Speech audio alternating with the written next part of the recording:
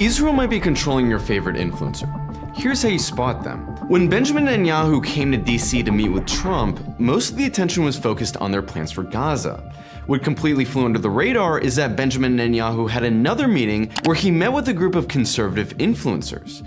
The group included podcasters Tim Pool, Dave Rubin, and Sean Spicer, and writers Bethany Mandel, David Harris Jr., Jessica Krause, Seth Mandel, and Molly Hemingway. Some of the people on this list have several millions of followers, and they were meeting not just with Israel's head of state, but also his diplomatic advisor and the Israeli ambassador to the United States. There are no videos or direct quotes from the meeting because it was conducted under Chatham House rules, which is basically a rule set for meetings in elite circles where the people attending, especially journalists, meet on the basis that nothing said in the meeting can be directly attributed to any individual, and then you can only say what was generally talked about. Some of the topics covered include Iran and anti-Zionist sentiment online.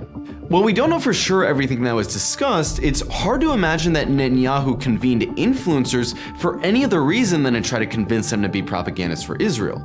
So is there any evidence of Israel manipulating online spaces to change public opinion? Yes. In fact, it's a stated position of the Israeli Foreign Ministry. Just 3 days after October 7th, Israel launched an initiative to recruit social media influencers in the United States to defend Israel. A spokesperson said, "Fighting on social networks and influencing international public opinion is critical during wartime. The world must understand that Israel's struggle is one of light against darkness, a life-loving culture versus lowly terrorists." It's obvious why Israel needs propaganda. The only way to have a country based on legalized racial supremacy is through propaganda, like Nazi Germany and Jim Crow apartheid had, that twists the reality of the situation.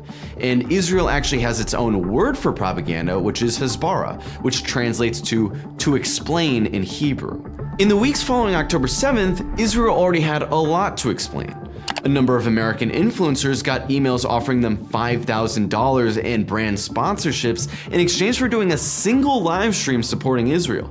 The email read, "I'm reaching out to you on behalf of a global collective of agencies, influencers, and content creators who are coming together to raise awareness about the difficult situation in Israel. As you're aware, the people of Israel are currently fighting not just a war against Hamas terrorism at home, but also in the battle to tell the story to the world." There's no telling who organized this collective of agencies or who they were, but it's clear that recruiting influencers is one of the central chosen tactics of the Israeli Hasbara machine. The reason influencers are so important is because influencer-based marketing is much more subtle than an ad in a fixed programming slot where you know you're being sold something. A lot of this work is done by a network of privately funded NGOs. This is because if you have the Israeli government paying influencers, that looks bad.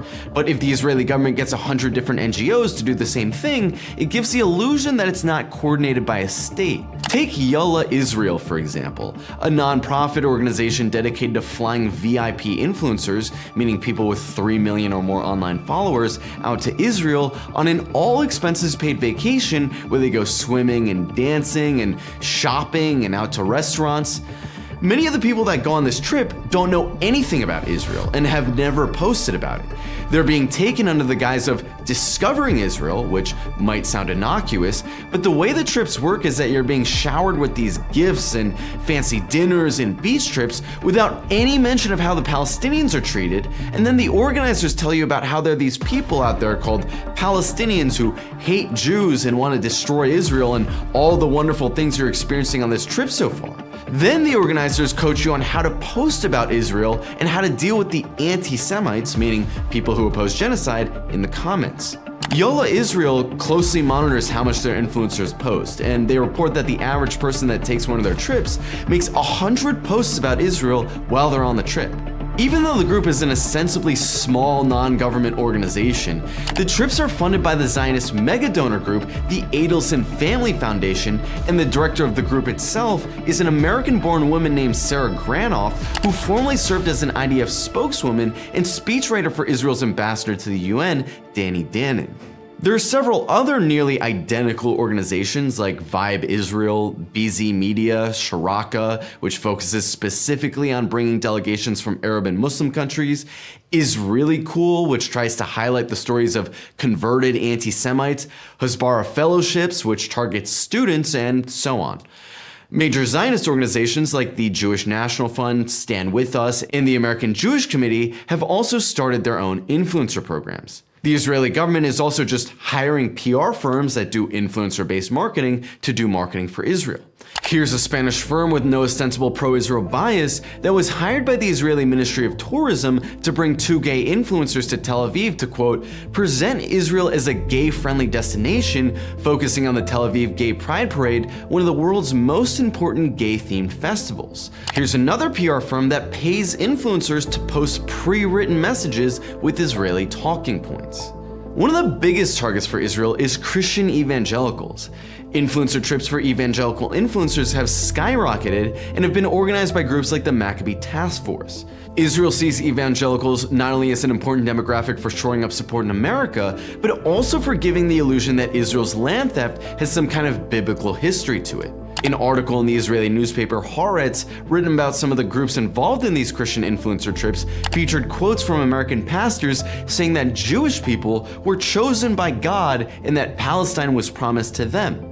Groups like Israel 365 Media do this on the domestic front, paying Christian influencers to tell their audiences that Christians have a biblical mandate to support Israel. They work with media outlets like TBN, the world's largest Christian TV network, and Prager University, a major conservative online media outlet followed by many Christian Americans. One thing worth noting in regards to the scope of this effort is that all students that go through the Israeli school system are required to take a course on Hasbara in combating criticism of Israel online. The Israeli Foreign Ministry is also training influencers to defend Israel online.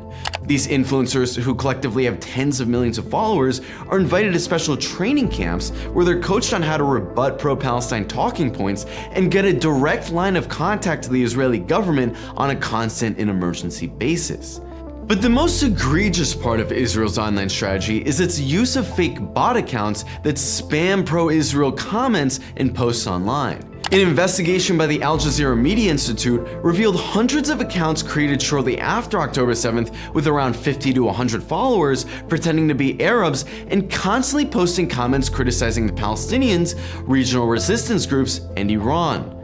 These accounts would mainly target pages that were popular in the Arab and Muslim world like Al Jazeera and TRT. Their comments would mainly blame the Palestinians for the destruction they're facing and portray them as beggars who were ungrateful for the aid they were getting from other Arab countries. These accounts would also start dialogues with each other, where one fake account would post a comment and another fake account would respond, which indicates that they aren't individual accounts, but that they're part of an organized effort. No one took responsibility for this, but Israel has admitted to using bot farms in the past. During Israel's massacre against Gaza in 2021, the Israeli army used bots to promote a hashtag, Gaza Regrets, to try to rally support for Israel's war.